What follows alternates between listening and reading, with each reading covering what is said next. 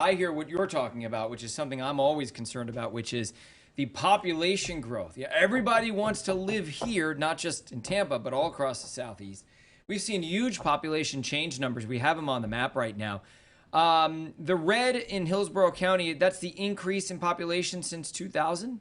So we added 500,000 people in that one county since 2000.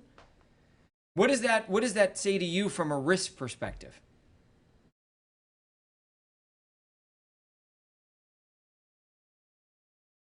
Up. If you're ordered to evacuate, it's going to take a longer time to get on the road and get out. You need to have a plan in place well ahead of when an event actually is potentially going to happen. You really need to be planning if you're in a, say, a flood zone, for instance. You have to have your policy in place because if you feel like you're going to, for instance, just apply for that NFIP policy today and it's going to be, in force today, that's not how it works. There's typically a 30-day lag.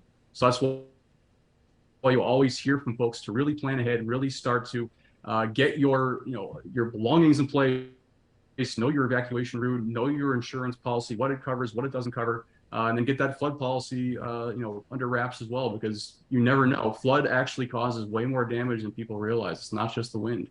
In fact, oftentimes it's the flooding that's worse. Am I right?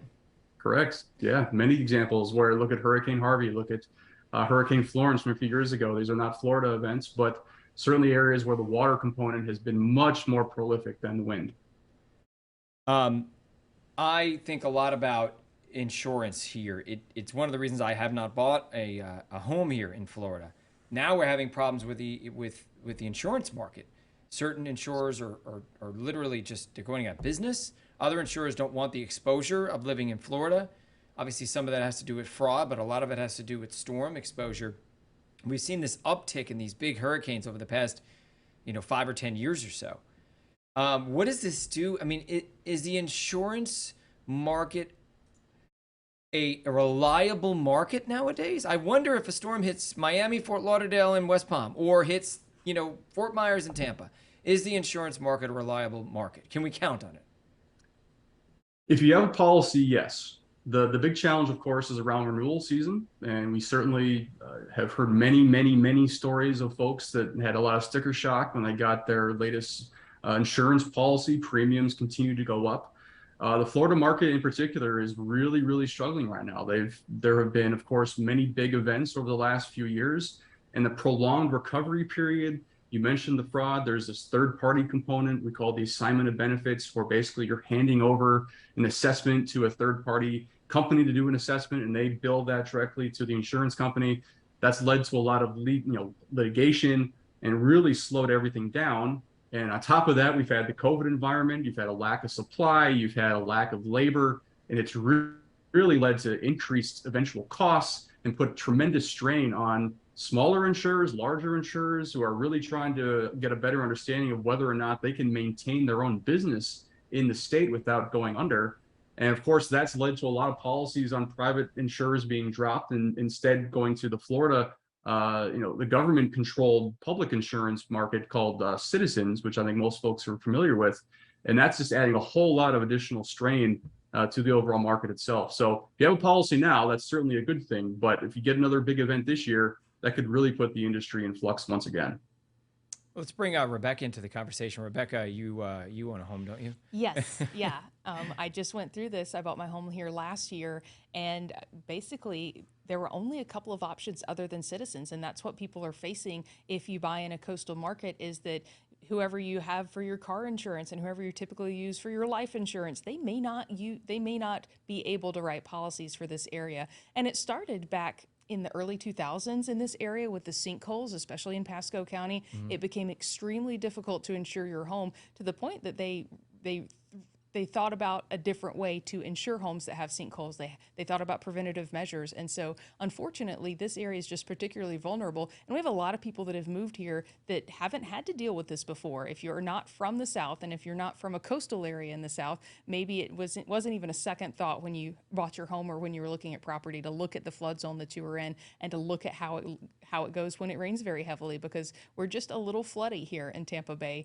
We have our typical areas that always flood, even out in Pinellas Pinellas, areas like Shore Acres, those areas are going to be increasingly hard to maintain homes in. And you could look at areas that deal with this on a higher scale, like the Keys, because they have, of course, different building code structures for the Keys. And when you look, that's an area that gets tested often. They basically see a storm every year. And if they do get a major hurricane, when you look at the construction there, the new construction survives and the old construction doesn't. That was the case with Irma, Yeah. right? We remember that, and what happened in Big Pine Key. There was houses that made it and other houses that didn't make it.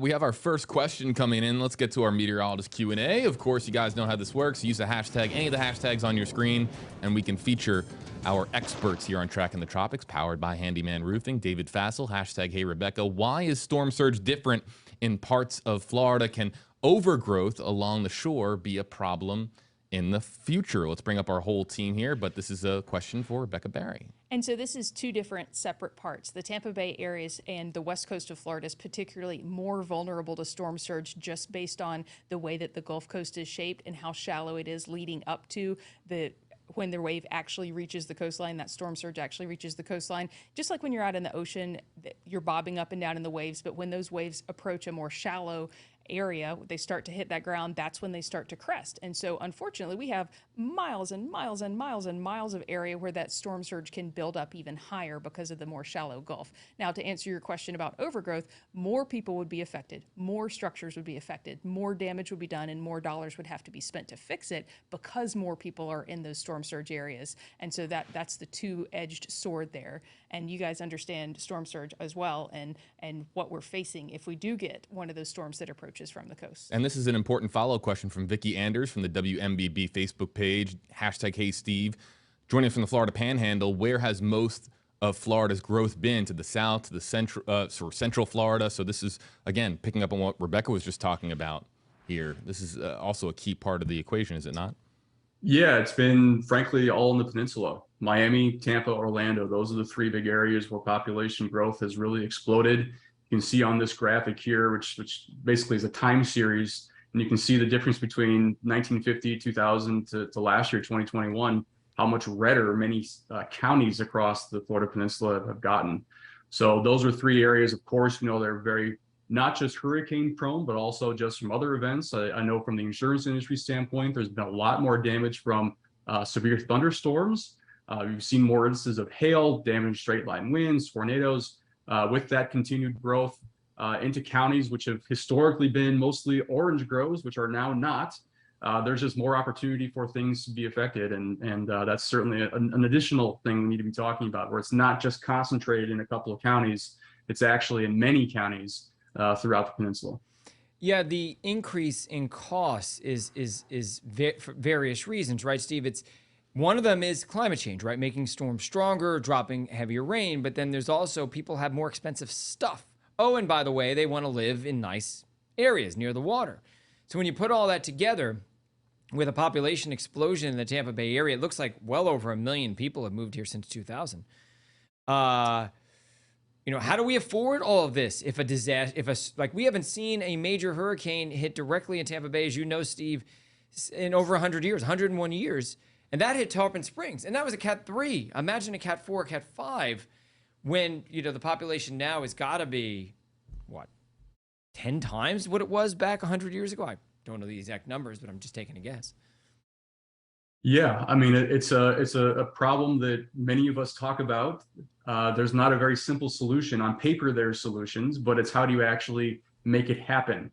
And that, of course, is where there has to be a commitment that starts at the federal level, gets down to the state level, gets down to the county level, gets down to the community level, in terms of how you're communicating the risk. Because a lot of folks that have moved down here simply aren't aware of the risk at their individual home that they're moving into. Folks that are just not familiar with hurricane risk. So you have to start with the education component. And then if folks are moving into a house that is older than, say, one of the most recent building codes were mandated after, the 2004, 2005 seasons, those homes tend to be the ones that are before that are much more vulnerable to damage. And you had mentioned, Jeff, Hurricane Irma, and I did a post-event survey. We literally could go from town to town and tell you what home was built when, based on how it performed. And the homes that are built today tend to perform much, much better. In the homes that didn't, in the homes that are older homes, they are certainly much more susceptible to lower wind speed risk. So you have to start talking about investment, what we call retrofitting homes. And of course, that's not cheap. And you have to help folks that frankly can't afford to make those updates. So there has to be some type of fund or type of pool that people will be able to access to be able to retrofit their homes and make it better protected for those higher wind speeds. But if we're talking about the water risk, that's an entirely different thing, is then you have to literally put a house up on stilts, and that's an even more challenging component as well. So it's a big problem. We know the problem exists. The biggest challenge is how do we actually do something about it?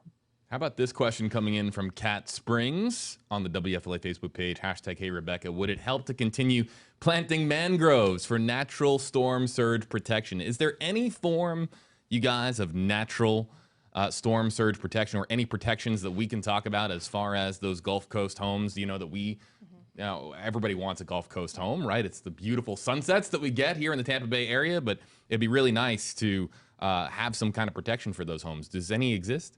Mangroves are a huge help during storm surge. They can absolutely help. If we were able to restore our mangroves more, we'd lose a lot of mangroves. I know you've talked about this in the past. Yeah, I mean, I love mangroves. They also store 10 times the amount of carbon that regular forests do. So they're huge carbon storage, places to store carbon in a time when we really need to get carbon out of the atmosphere to curb climate change. So, but yeah, and not only that, they're really nice to look at. And coral reefs are also huge stoppers of storm surge. We don't really have too much of that here in the Tampa Bay area, but you go further south in Florida, especially along the southeast coast and the Keys, and their coral reefs are disintegrating. And they really need those coral reefs to protect them from storm surge. So yeah, there are natural solutions, and usually natural solutions are better than man-made solutions, because this idea that we're going to put walls up all around this country is not likely to happen. And if it does happen, it's not going to work well. How about this question from Jennifer Burns-Ray for our featured guest, Steve? Hashtag Hey Steve, what is the best resource to use for understanding our individual flood risk? Great question. Sure. Yeah, it's a great question. I mean, I would say I would start off with FEMA. There's a free tool. You can actually go onto the FEMA website, type in your address. It'll actually show you very quickly what flood zone you're in.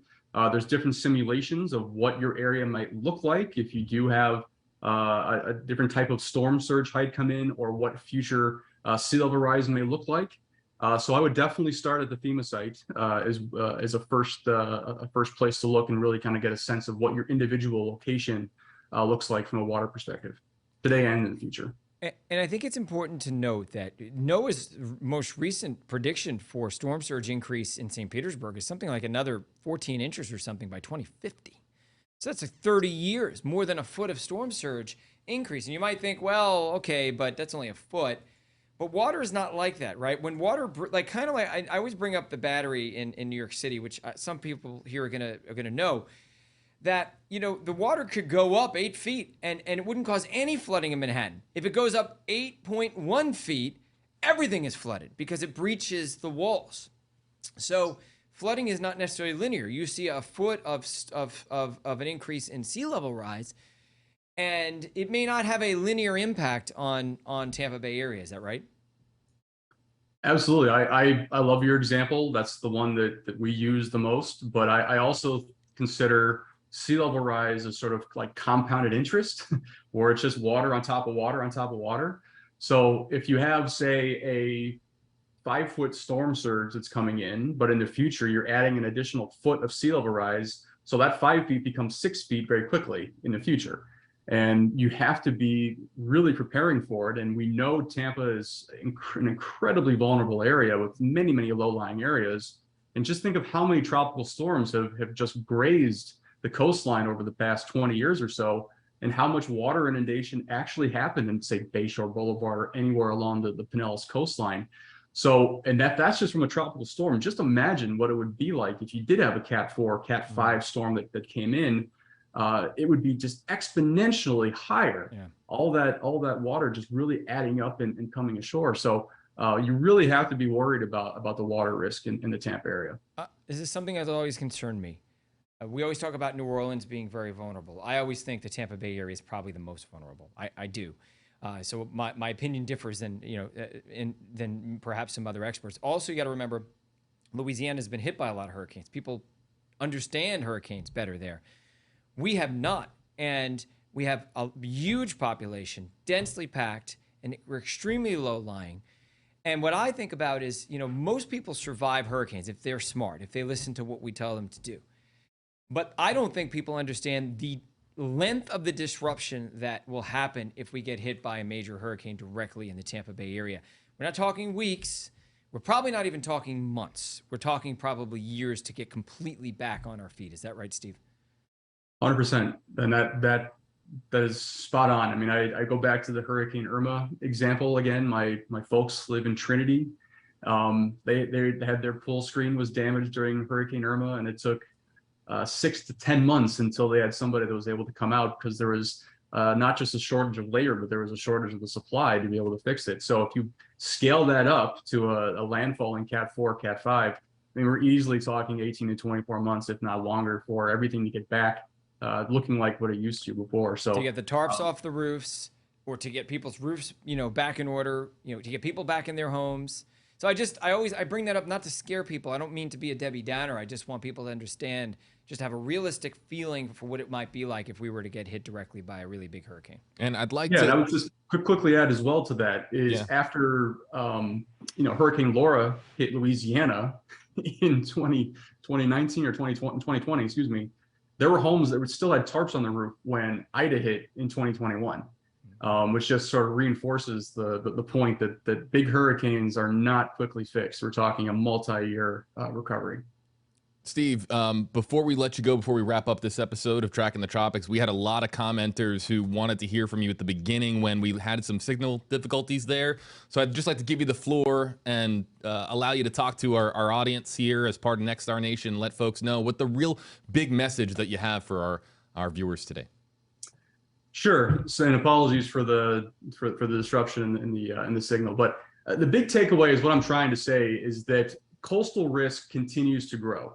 Hopefully during the point of the conversation here, you have heard that we continue to see people moving to the coastline, and that is not a good thing. We're talking about hurricane risk, because as we know, regardless of whether or not storms are actually getting stronger, and of course we do have the evidence that's showing storms are rapidly intensifying up to the point of landfall. They're not weakening as quickly once they do come ashore as what we've seen in the past. That the fact there's more stuff in harm's way just means that the loss potential continues to go up, and the risk to life and property continues to go up as well. So we have to start off with communicating the risk. It's fantastic to have sessions like this to really be trying to educate the public and understanding that things are changing, and it's okay to have questions about the uncertainty, because there's of course uncertainty with all this. But the more you understand what the risk is, where you live, trying to take steps to improve the structural integrity of your home, understanding what the risk is, understanding what your evacuation route is going to look like, understanding what your insurance policy covers and doesn't cover, that's really going to put you ahead when, unfortunately, the inevitable event does occur. So planning now is certainly going to make a big difference for tomorrow as well. So we certainly don't wish any horrible events to occur, but it's just inevitable. And Tampa has been really very, very lucky over the course of the last 101 years. We know that luck eventually is going to run out. Hopefully not. But it's better to be prepared, better to be over prepared than under prepared when these things happen.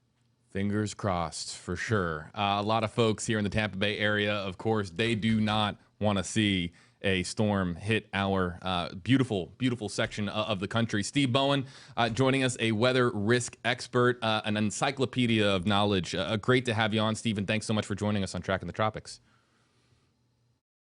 For Jeff Biradelli and Rebecca Barry, guys, I'm JB Buno. Thanks so much. Tracking the Tropics is live Wednesdays, 2 o'clock Eastern, 1 o'clock Central on whatever app, website, social media platform that you're watching on. We also have additional episodes, of course, as storms form. We can go live from our hurricane headquarters. The drop of a hat, if there's something that you really need to know about, we're here 24/7, able to, of course, stream on so many different mobile devices. So I'd like to thank Steve one more time. Jeff and Rebecca, I'm JB. We'll see you next time, folks, here on Tracking the Tropics, powered by Handyman Roofing. Thank you for watching Tracking the Tropics.